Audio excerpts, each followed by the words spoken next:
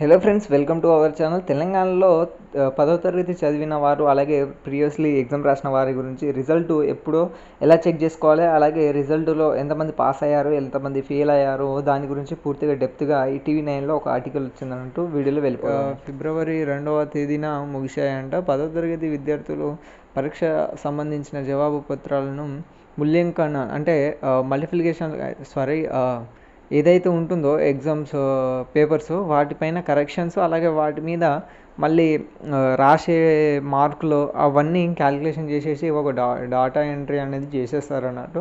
So పలు జిల్లాల నుంచి సేకరించి జవాబు పత్రాలను అధికారులు స్ట్రాంగ్ రూమ్లో భద్రపరిచారని చెప్పొచ్చు. సో దీనికి సంబంధించిన బోర్డు వాళ్ళు అయితే మనకు స్ట్రాంగ్ రూమ్ అనేది ఏర్పాటు చేస్తారు అన్నట్టు.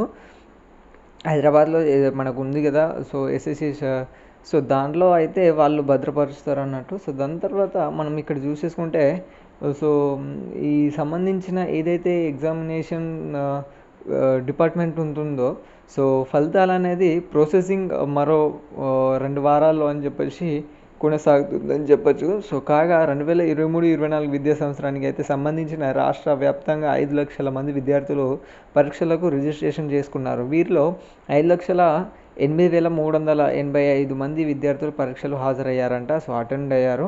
దాదాపు 2,676 పరీక్ష కేంద్రాలు, సెంటర్స్ అన్నట్టు, ఎగ్జామినేషన్ సెంటర్. అక్కడక్కడ కొన్ని మాల్ ప్రాక్టీస్ అంటే డిబార్ ఇట్లా అవన్నీ జరిగిన చోట్ల కానీ ఎలాంటి అవకతవకలు ఏం చోటు చేసుకోకుండా అయితే ప్రశాంతంగా అయితే ఎగ్జామ్ అయిపోయిందంట.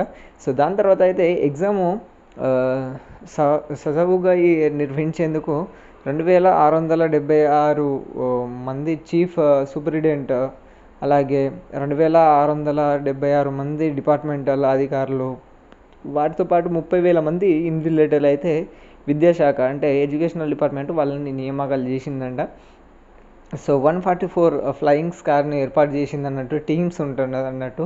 అంటే లైక్ గెస్టర్స్ ఎవరైతే ఉన్నారో సో వారికైతే ఫ్లయింగ్ స్క్వాడ్ అనేది వాళ్ళు సెలెక్ట్ చేయడం జరిగింది అన్నట్టు.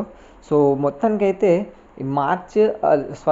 ఏప్రిల్లో 3rd వీక్ లేదా 1st వీక్ అని చెప్పారు, కానీ 3rd week end of the month వరకు అయితే రిజల్ట్ వచ్చే ఛాన్సెస్ ఉంటుందన్నట్టు. సో 2 వారాల్లో అయితే ఇదంతా ప్రాసెస్ అయిపోతుందండి. సో వెయిట్ చేయకండి, మన ఛానల్ని సబ్స్క్రైబ్ చేసుకుంటే రిజల్ట్ రోజు